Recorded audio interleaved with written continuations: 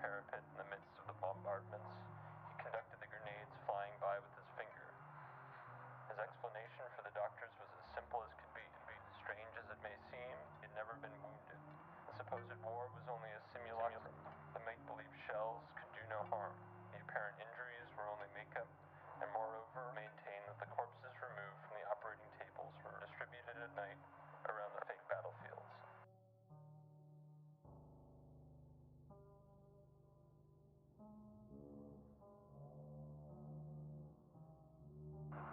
One can readily see what one has become. My stay in this place and the sustained attention I paid to what happened there no doubt had a decisive influence on the development of my thought.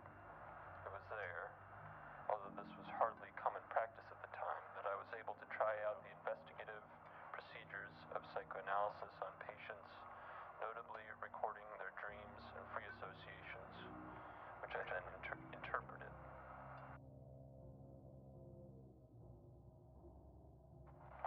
Sunday. The airplane weaves telegraph lines, and the source sings the same song. At the coachman's meeting house, the drinks are orange, but the train mechanics have white eyes. The lady has lost her smile in the woods. 1919, the first issue of our magazine Literature appeared. We had a fair wind in our sails, but various cracks soon began to appear, harbingers of Dada. Caravane,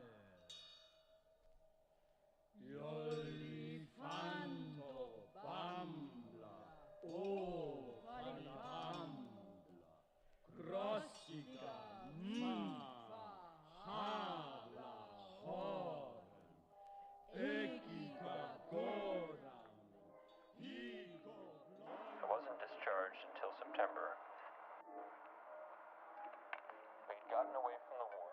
What we couldn't get away from was the brainwashing that for 4 years had been turning men who asked only to live into frenzied and fanatical creatures who not only did their master's bidding, but could also be ruthlessly decimated.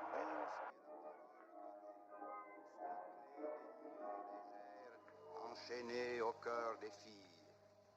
Le feu lèche les miroirs, les museaux des endormis brûlent sous le regard fendu dans l'orange du matin.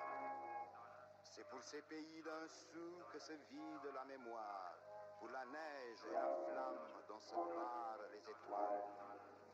Sous la crinière aveugle court le feu inassouvi, le cristal vivant des One thing I quickly realized was the orientation of literature's early issues was no longer viable.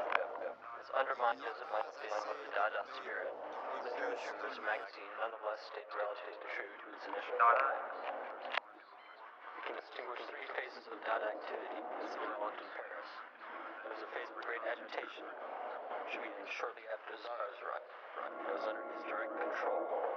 This period ran from January to August 1920. It was not really resumed at the end of the year. There was a more halting period, which still aimed at pursuing the same goals, but by radically renewed means. In particular, those devised by Aragon and myself. This period stretched from January to August 1921. Finally, there was a phase of unease, during which the attempt to return to the original format of her performances quickly discouraged the last remaining participants, and during which dissertation mounted until 1922, the date of Dada's ultimate extinction. The specifically Dada note. The Dada note. Surrealist infiltrations excluded. The Dada note was sounded only by Zara Picabia. The Dada note was sounded by Zara Picabia. Duchamp's activities were continually invoked, but from afar. Art stayed within poetic limits. And Ernst was not the sort to choose between Dada and Surrealism.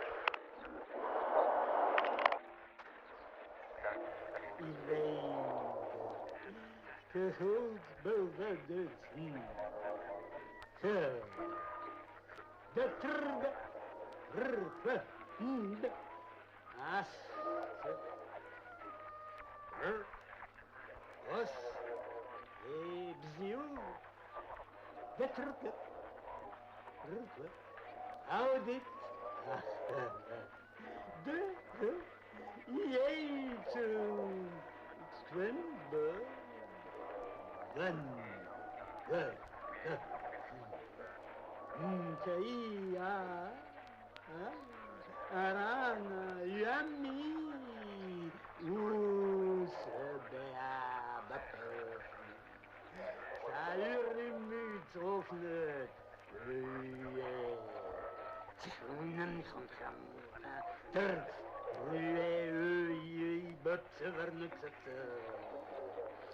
Iger Rocknini Troy Walla